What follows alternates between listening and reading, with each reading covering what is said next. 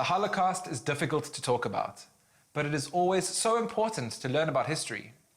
Professor Jonathan Webber is a British anthropologist and Jewish activist based in Krakow, Poland, and was a member of the Auschwitz Museum's International Board for over 20 years.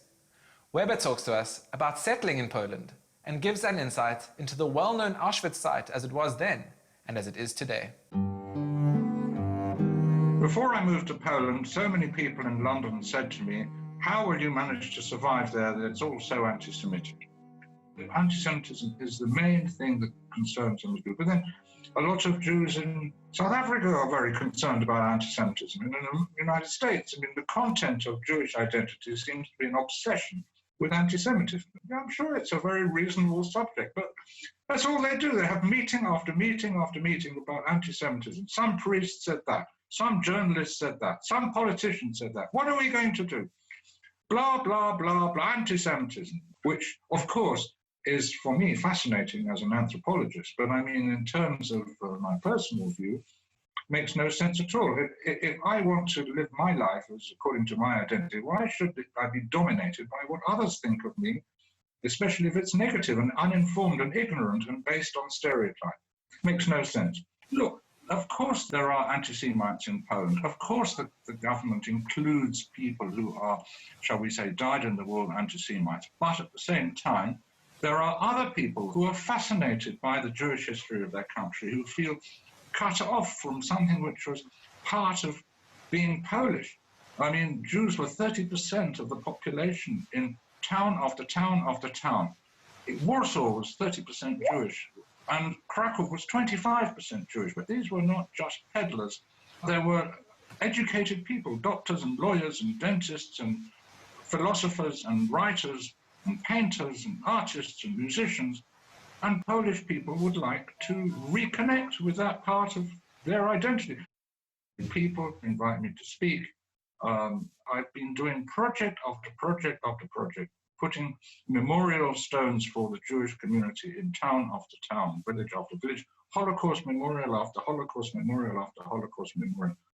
I also went back to my village in Poland where my father's father was born and discovered that the synagogue had been turned into a dormitory, that the Jewish cemetery had vanished, all the tombstones had gone.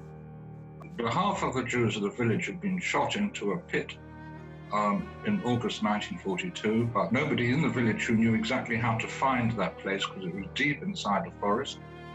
I went there, found it, discovered there was no monument there and put up a monument. And I put up a monument in the main square of the village. In all these things, I was very careful to make clear to the people in the village, the mayor, the Catholic priest, the teacher of the school, that I was coming back to the village to make friends with them and help them restore the history of their own village. And they were very, very pleased to work with me, and we had a very good relationship. And when we finished the restoration of the Jewish cemetery, 50% of the inhabitants of the village came to the ceremony to reconsecrate that cemetery. In our Jewish liturgy, we say 3 times a day that God keeps his promise with those who, as it's put, sleep in the dust. Auschwitz as a heritage site is extremely complicated.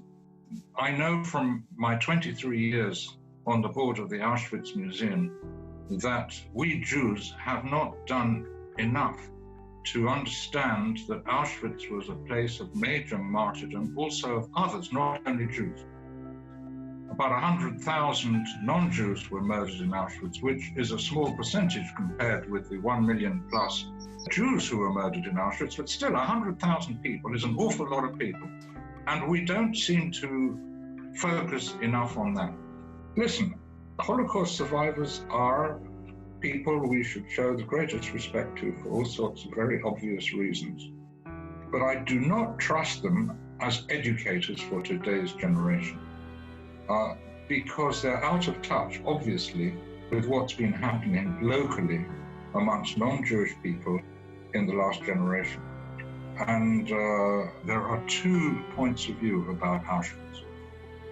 One is that Auschwitz represents the universal dangers of state-imposed violence, the dangers of genocide which exist in many other places, many other countries, not to the same extent as Auschwitz in terms of the numbers of victims involved, but the universal problems of genocide. That's stream number 1. And stream number 2 is Auschwitz is all about the terrible things that happen to us,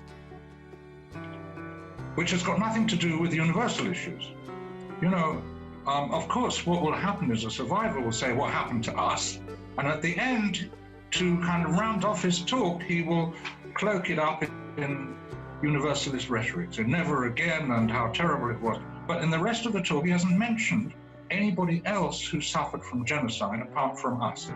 Of course, there are exceptional cases. Of course, I'm generalizing wildly, and I know that there are exceptions, but that's very roughly how it is.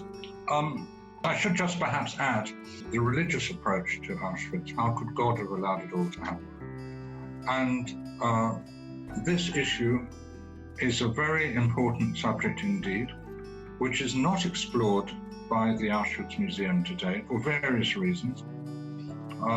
And most secular Jews don't really get much significant education about the role of the rabbis, the role of traditional Jewish culture in maintaining Jewish identity during the Holocaust and maintaining Jewish identity, unfortunately, at the moment of suffering and martyrdom at the mass murder sites, including Auschwitz. And this is something which adds another layer to the whole question of Jewish heritage. Whose Jewish heritage? The religious Jewish heritage, the secular Jewish heritage, the collapse of diaspora Jewish culture, as the Zionists had said it would collapse because of anti-Semitism, and that there is no future. They said that there would be no future for diaspora Jewish life. And unfortunately, today, a lot of the Israeli youngsters are brought to Poland. 40,000, I think, last year came to educate young Israelis in the history of the Holocaust, because the Holocaust is extremely important to Israelis to understand the background to why there is a need for the State of Israel. And it's perfectly clear that there is a need for the State of Israel because of the history of pogroms and the history, in particular, of the Holocaust. So the whole question about why Auschwitz is important is also overlaid with Zionist issues. And we need to be aware that that's an extremely important input into Jewish memory of the Holocaust, and in particular Jewish memory of Auschwitz.